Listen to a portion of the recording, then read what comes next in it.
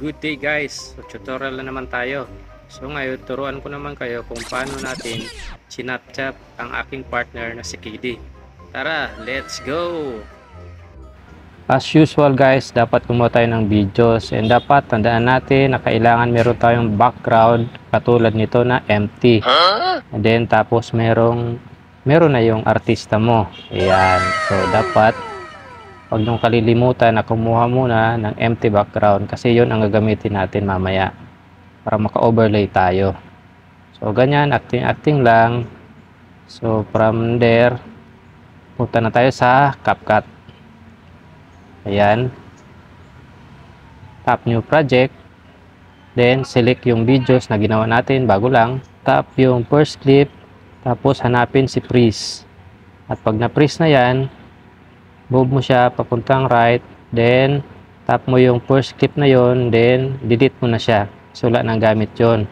Tapos yung second clip mo, tap mo siya, then hanapin mo si overlay sa baba sa tools mo. Ayan. Then pag bumaba na yan, drag mo papunta sa left. To the left, to the left. Ayan.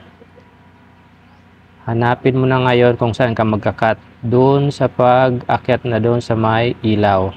So, dyan sa part na yan, pwede ka nang mag-freeze pala. Sorry. So, freeze ka naman dyan. Automatic, may 3 seconds. Pababa. Then, drag na naman papuntang to the left, to the left. And then, balikan mo yung naputol mo na clip. Then, idugtong mo siya. Pag nadugtong, swipe papuntang right. Then, dyan naman sa nakaupo na siya, tap mo yung clip mo, din hanapin na naman si freeze. Ayan, may 3 seconds ka na naman na lumabas. Then drag pababa. Then drag to the left ka na naman. Ayan. Then drag pababa. So ayan, may 4 ka na na clip. So ngayon, yung naputol mo na clip, idugtong mo na naman yan siya. Ayan, very good. So I hope nasusundan. Tap ulit ang first clip. Then yung first clip, itulak natin papuntang right. Ipantay natin dyan sa second clip. Ayan. Then, balik tayo sa left. And then, bilangin mo kung ilan yung clip mo. 1, 2, 3, and 4. And then, yung 4, number 4, i-drag mo na naman siya papuntang right. Ipantay mo dun sa first and second clip. And then, swipe papuntang left. Then, touch yung fourth video. Then, hanapin si remove background. Customize removal. Tapos, tap brush. And then, tap mo yan siya. Then, i-adjust sa kahit 3 lang. Then, mapapansin nyo sa taas, pwede na kayong magkaroon or mag-brush. So, makikita nyo yan doon sa maliit na window. So, mas magaguide kayo dyan. Ayan. So, dito, tandaan nyo kung sino yung kinulayan mo or aling part yung kinulayan mo. So, yun yung may iwan. So, wag malilito ha. Ayan. So, antayin lamang na ma-remove yung background.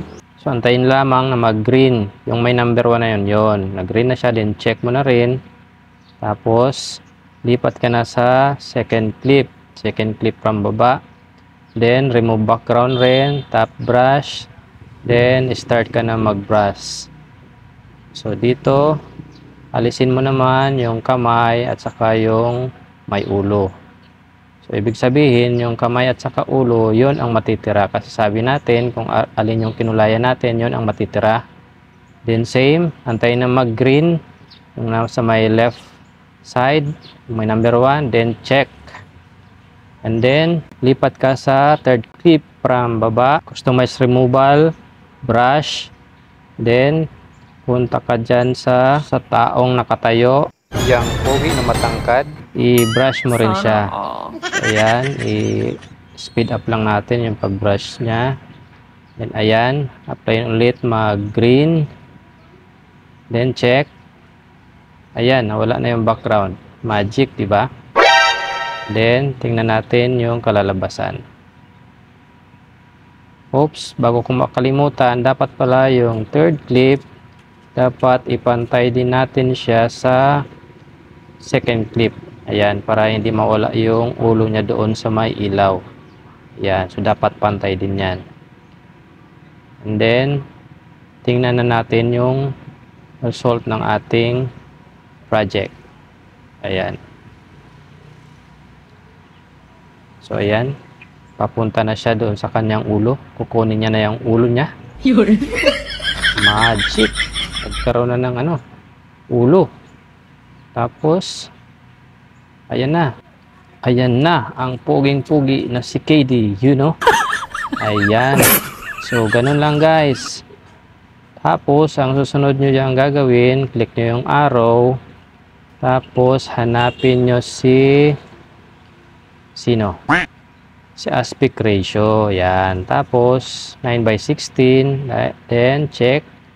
Tapos, touch yung sa taas, sa resolution. Adjust hanggang sa 2K to 4K. Then, yung frame rate, 50.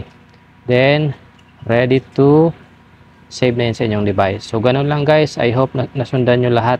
So, dahan-dahanin nyo lang, ulit-ulitin nyo lang yung video para makuha nyo. Ganun lang din ginawa ko. Pa-like, comment, follow, and share na lang mga loads kung nakatulong to sa inyo. So, yan lang. Maraming salamat. Bye-bye!